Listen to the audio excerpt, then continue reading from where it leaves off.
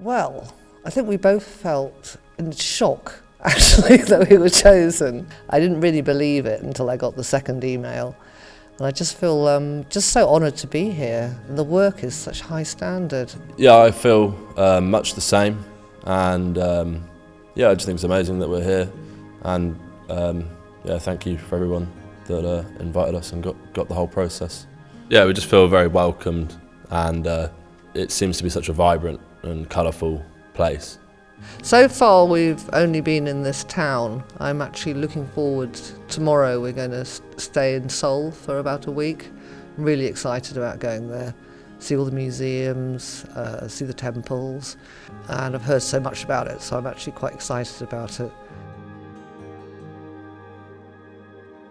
All these pieces here are about the opioid crisis.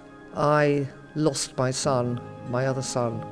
He died last year. He was only 25 because of this. And we both wanted to make some work together about this to try and bring to the world's attention what is happening. He died in America, where I'm not American, but he died in America, where so far 400,000 people have died because of this greed. And it's now, because of fentanyl, which is an opioid, is turning into a worldwide crisis, because fentanyl is being cut into all sorts of street drugs like cocaine, crystal meth, MDMA, anything really. And people don't even know it's in there. All you have to take is 0.003 grams. If you take more than that, you're dead. And you wouldn't even know it's in there. That's like a little speck, you know. And we just wanted to bring it to the world's attention, because I think outside of America, hardly anyone really knows about it. I didn't know anything about it until he died, and then I did a lot of research about it, and it's been caused by greed, simply greed. And it's also really important by these big pharma companies, and it's very important to be talking about it in an art context, because it can be said that it was started by Richard Sackler in 1996, which is the Sackler family, Purdue Pharma. And the Sackler family's name adorns many art institutions. They've funded so much stuff. And the art world has taken this money, this blood-tainted money. So it's very appropriate to be talking about it here. And that's what I would do, the thing, the piece.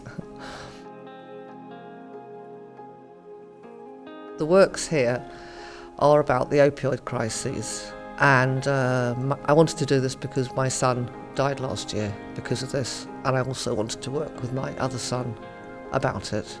All these pieces are characters from the last few months of my son's life. This one here is my son's best friend, and he's just can't understand what happened, trying to understand what had happened. This piece here is his girlfriend, his fiancée, and well, she's basically an addict. The pills, loads and loads of pills. So this piece here, me and my mother made together.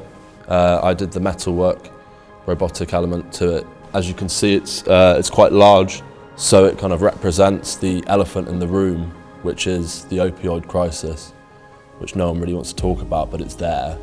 And the complexity of it is almost unnecessary, but that's how I believe the mind works. And it is complicated, and it's not easy to understand, but that's how it is. And the piece on top that my mother made is, I believe, a really good representation of mothers, and particularly my mum, who have struggled with grief because of this epidemic, and their head sort of blows up into pieces, and then it'll come back together again into sanity, and then it will explode again as they try to reconcile themselves with the grief and the emotion and all of the problems which they're trying to face and trying to understand as to why it happened. All of the pieces have many angles to them and many different sides, much like the ideas that we're trying to discuss. You can see it. We would like you to be able to see it from every angle, because there's not just one side to a story. This particular piece has a front angle where it is viewed at best, but it can be viewed from every angle. And the other two, they have a front and a back. I try to make my work as accessible as possible. Like, I like them to tell a kind of a story and give people, like the pills are quite obviously pills, and it's like a kind of an atomic bomb of a mind exploding.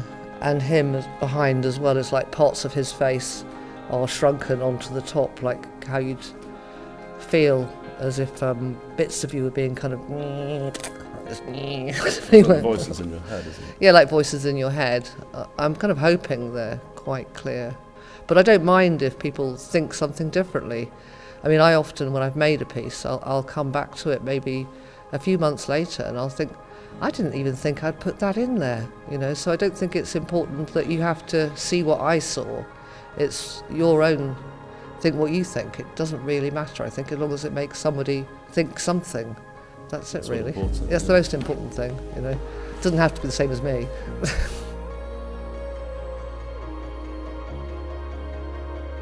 Well, we're definitely going to start making more pieces with the metal and the robotics and the ceramics together. This is our first one that we've made together, and I'm quite excited about it. We both are. There's that.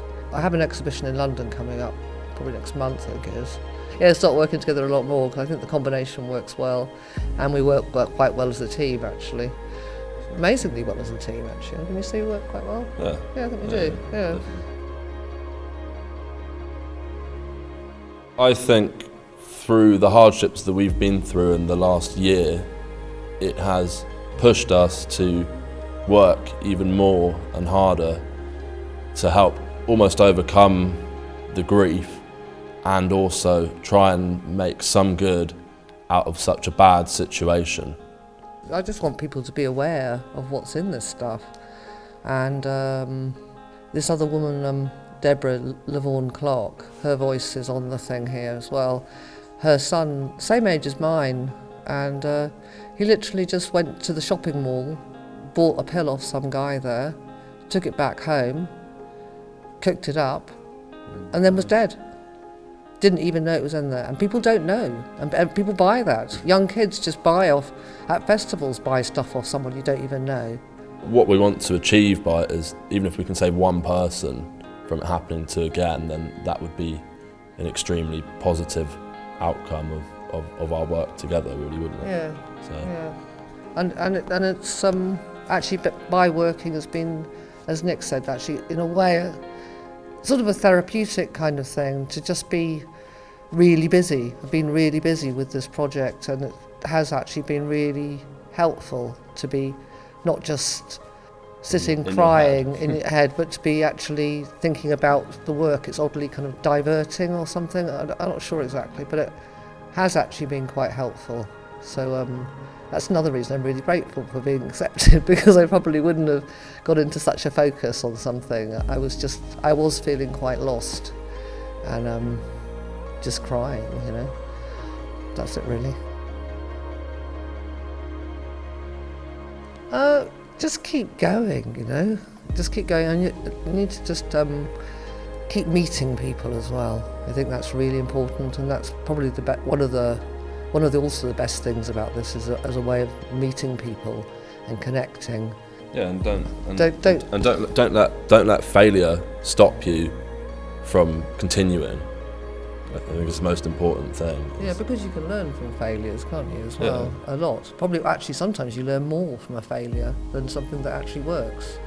And don't let anyone put you down, you know? Sometimes you can get quite down, but sometimes you've got to kind of and carry on.